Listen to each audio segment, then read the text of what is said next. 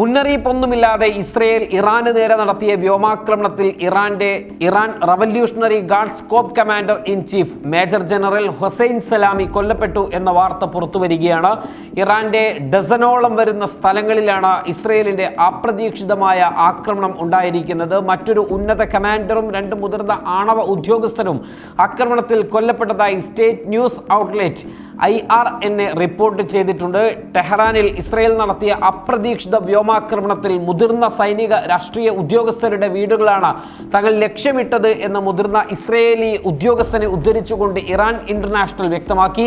തങ്ങൾ civilian കേന്ദ്രങ്ങൾ ആക്രമിച്ചിട്ടില്ലെന്നും agency പറയുന്നു. എന്നാൽ പുറത്തു വന്ന ദൃശ്യങ്ങളിൽ വലിയ അപകടങ്ങൾക്ക് കാരണം ആയേക്കാവുന്ന തരത്തിലുള്ള കാര്യങ്ങൾ തന്നെ കാണാൻ കഴിയുന്നുണ്ട്. അതുകൊണ്ട് തന്നെ എത്രത്തോളം ഇഞ്ചുറി ഈ ആക്രമണങ്ങളിലെല്ലാം നടന്നിട്ടുണ്ട് എന്നത് സംബന്ധിച്ചുള്ള കണക്കുകൾ ഇപ്പോഴും പുറത്തു വന്നിട്ടില്ല.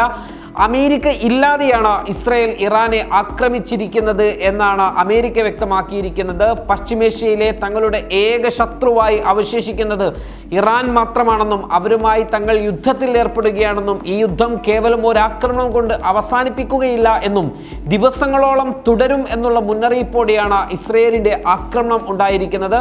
എന്ന് വെച്ചാൽ ഇസ്രയേൽ ഇറാനുമായി പോരിനിറങ്ങി എന്നത് തന്നെയാണ് നെതന്യാഹുവിന്റെ വീഡിയോ സന്ദേശത്തിൽ നിന്നും മനസ്സിലാകുന്നത്. നിലവിൽ ഇറാനിലെ തലസ്ഥാനമായ ടെഹ്റാനിലും മറ്റ് 11ഓളം സ്ഥലങ്ങളിലും നിരവധി പ്രദേശങ്ങളിലും ഇറാന്റെ ആണവ ഊർജ നിലയങ്ങളിലും ബോംബ് മിസൈൽ ആക്രമണം നടന്നതായി ബെഞ്ചമിൻ നെതന്യാഹു ഇസ്രായേൽ പ്രധാനമന്ത്രിയുടെ വീഡിയോ സന്ദേശത്തിൽ വ്യക്തമാക്കുന്നുണ്ട്. ഇവ സ്ഥിരീകരിക്കുന്ന ദൃശ്യങ്ങളും ഇപ്പോൾ പുറത്തു വന്നിട്ടുണ്ട്. ഇറാനിലെ പല സ്ഥലങ്ങളിലും ഇസ്രായേൽ ആക്രമണത്തെ തുടർന്ന് പുക ഉയർന്നതും കെട്ടിടങ്ങൾ തകർന്നതും തീപിടിക്കുന്നതുമായ ദൃശ്യങ്ങളെല്ലാം പുറത്തു വന്നുകൊണ്ടിരിക്കുകയാണ്. നേരത്തെ തന്നെ ഇറാനെതിരെ ഇസ്രയേലിന്റെ സൈനികാക്രമണ പദ്ധതികൾ ഉണ്ടെന്ന് അമേരിക്കൻ രഹസ്യാന്വേഷണ ഏജൻസികൾ വെളിപ്പെടുത്തിയിരുന്നു. ഇതേ തുടർന്ന് അമേരിക്ക അവരുടെ പൗരന്മാരോടും നയതന്ത്ര ഉദ്യോഗസ്ഥന്മാരോടുമെല്ലാം ഇറാനും ഇറാഖും വിടാൻ ആവശ്യപ്പെടുകയും ഇറാഖിൽ ഉൾപ്പെടെയുള്ള സൈനികരോട് ജാഗ്രത പാലിക്കാൻ ആവശ്യപ്പെടുകയും ചെയ്തിരുന്നു. എന്നാൽ ഇസ്രയേലിന്റെ ആക്രമണത്തിൽ തങ്ങൾക്ക് പങ്കില്ല എന്നും അമേരിക്ക വ്യക്തമാക്കുന്നുണ്ട്. തങ്ങളുടെ അനുമതിയില്ലാതെയാണ് ഇസ്രയേൽ ഇത്തരത്തിലുള്ള ഒരു ആക്രമണം നടത്തിയത് എന്നാണ് അമേരിക്ക വ്യക്തമാക്കുന്നത്. ഇറാനെ ആക്രമിക്കാൻ ഇസ്രയേൽ കാരണമായി കരുതുന്നവ മേഖലയിലെ ഇസ്രയേലിന്റെ സാന്നിധ്യത്തിന് വെല്ലുവിളിയാകുന്നു ഇറാൻ എന്നത് തന്നെയാണ്. നേരത്തെ ഇസ്രയേലിനോട് ചേർന്നുള്ള സിറിയ തങ്ങൾക്ക് ഭീഷണിയായിരുന്നുവെങ്കിലും അധികാര കൈമാറ്റവും ബഷാറുൽ അസദിന്റെ പതനവും സംഭവിച്ചതോടെ സിറിയയിലെ ഭൂപ്രദേശങ്ങൾ പിടിച്ചെടുത്തും സൈനിക ആയുധ സംഭരണശാലകളും മറ്റും ആക്രമിച്ചും ഇസ്രയേൽ തങ്ങളുടെ സിറിയയിൽ നിന്നുള്ള ഭീഷണിയെ കുറച്ചു കൊണ്ടുവന്നിരുന്നു. എന്നാൽ അപ്പോഴും ഇറാൻ ഒരു ഭാഗത്ത് കനത്ത വെല്ലുവിളി ഉയർത്തിക്കൊണ്ട് ഹൂത്തികൾക്കും അതോടൊപ്പം തന്നെ മറ്റ് ഗ്രൂപ്പുകൾക്കുമൊക്കെ രഹസ്യ ആയുധങ്ങൾ എത്തിച്ചു കൊടുത്തും മറ്റു സഹായങ്ങളൊക്കെ നടത്തി ഇസ്രയേലിനെ ആക്രമിപ്പിച്ചുകൊണ്ടിരിക്കുന്ന ഒരു പദ്ധതികൾ വന്നിരുന്നു. ഇതിനെ തടയിടാൻ ഇറാനെ നേരിട്ട് ആക്രമിക്കുകയല്ലാതെ മറ്റൊരു വഴിയില്ല എന്നാണ് ഇസ്രയേൽ വിശ്വസിക്കുന്നത്.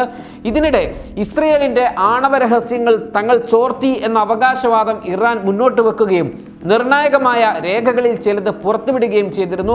അന്താരാഷ്ട്ര ആറ്റോമിക് എനർജി ഏജൻസിയുടെ ഡയറക്ടർ ജനറലായ ഗ്രോസി ഇസ്രയേൽ ഭരണകൂടവുമായി പരിധിവിട്ട ബന്ധങ്ങൾ പുലർത്തിയിരുന്നു എന്ന വിവരം ഇറാൻ ലോകത്തിന് മുൻപിൽ സമർപ്പിച്ചതോടെ ഏകപക്ഷീയമായാണ് ആറ്റമിക് എനർജി ഏജൻസി പ്രവർത്തിക്കുന്നതെന്ന ഇറാന്റെ വാദങ്ങൾ ശരിവെക്കുന്ന തരത്തിലേക്ക് കാര്യങ്ങൾ എത്തിച്ചിരുന്നുവെന്നും സയനിസ്റ്റ് ഭരണകൂടത്തിൽ നിന്ന് ലഭിച്ച രേഖകളുടെ ആദ്യ ബാച്ച് വെളിപ്പെടുത്തുന്നുണ്ട്.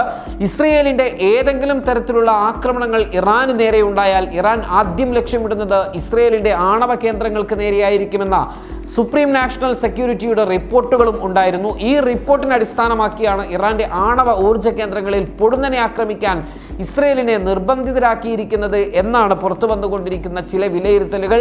ഗസയെ ആക്രമിക്കുന്ന ഇസ്രയേലിന്റെ മുന്നറിയിപ്പുമായി ഇസ്രയേലിന് നേരെ നിരവധി മിസൈലുകൾ അയച്ച് ഇറാൻ ആക്രമണ സന്നദ്ധത പ്രകടിപ്പിച്ചിരുന്നു. അതിന് തൊട്ടു മുൻപ് ഇറാനെ ആക്രമിച്ച് ഇസ്രയേലും രംഗത്ത് വന്നിരുന്നു. ഈ ആക്രമണ പ്രത്യാക്രമണങ്ങൾ അതോടെ അവസാനിച്ചുവെങ്കിലും മേഖലയിൽ ഏത് നിമിഷവും ഒരു യുദ്ധപ്രതീതി സൃഷ്ടിക്കപ്പെട്ടിരുന്നു.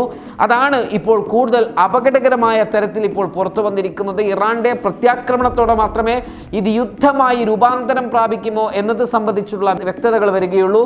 ഈ ആക്രമണം ദീർഘകാലത്തേക്ക് നീണ്ടു നിൽക്കുന്നതാണെന്ന് നെതന്യാഹു പ്രഖ്യാപിച്ച പശ്ചാത്തലത്തിൽ ഇറാൻ വെറുതെ ഇരിക്കുമെന്ന് കരുതാൻ കഴിയുകയുമില്ല. ഏതായിരുന്നാലും വലിയ ഒരു ആക്രമണം ഇറാനിൽ നടന്നിരിക്കുന്നു. ആ ആക്രമണത്തിന് പ്രത്യാക്രമണം എന്തായിരിക്കും എന്നത് നമ്മൾ ഏറെ സൂക്ഷ്മതയോടുകൂടി നോക്കിക്കാണേണ്ടതാണ്. ഈ ആക്രമണം നടന്നിരിക്കുന്നത് ഒരു വെള്ളിയാഴ്ചയാണ്. സാധാരണഗതിയിൽ ഇറാന്റെ പരമോന്നത നേതാവ് ആയത്തുള്ള അലി ഖാംനഈ ഏതെങ്കിലും തരത്തിലുള്ള മെസ്സേജുകൾ അല്ലെങ്കിൽ ലോകരാഷ്ട്രങ്ങൾക്ക് ഇറാന് പറയാനുള്ളവയെല്ലാം വെള്ളിയാഴ്ച പ്രാർത്ഥന നടന്ന ശേഷമായിരിക്കും അദ്ദേഹം നൽകാറുള്ളത്. അതുകൊണ്ട് തന്നെ ഇറാനിലെ വെള്ളിയാഴ്ച പ്രാർത്ഥനയ്ക്ക് ശേഷം ആയത്തുള്ള അലി ഖാംനഈ ഈ വിഷയത്തിൽ എന്ത് പറയുന്നു എന്ന് സാഹൂതം ഉറ്റുനോക്കുകയാണ് ലോകം. യഥാർത്ഥ സ്ട്രോബെറിയുടെ ഗുണഫലങ്ങളോട് കൂടി തയ്യാറാക്കുന്ന ഹാപ്പി സ്ട്രോബെറി ജാം. കോമ്പിനേഷൻ ഏതുമാവട്ടെ, നാവിൽ രുചിയുടെ പാരമ്യം അനുഭവിച്ചറിയുന്ന അനിർവചനീയ സ്വാദ്. Strawberry, mango, mixed fruit, pineapple എന്നീ രുചികളിൽ happy jams. Happy keeps everybody happy.